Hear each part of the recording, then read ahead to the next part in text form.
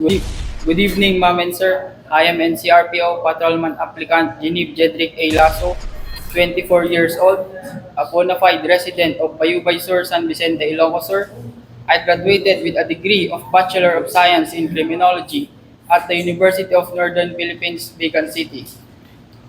I passed the licensure examination for criminologists last February 2024. Throughout my studies, particularly on our on-the-job training, I developed a strong commitment to public service, objective decision-making, and skills coupled with discipline, respect, and integrity. And I strongly believe that these attributes are very essential in the performance of duty of a law enforcer.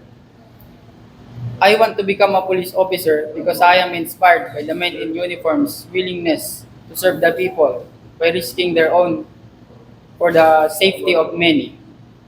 And growing up, I strongly believe.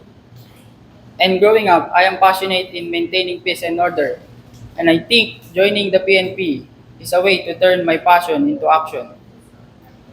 I am committed to serve and uphold the laws of my country. Mm, I am always prepared and will serve beyond my duty and even will serve beyond the hours of my duty. Rest assured, ma'am, sir, that I will always uphold the PNP mantra that is to serve and protect the rights of the individual and always the custodian of morals. That's all, sir.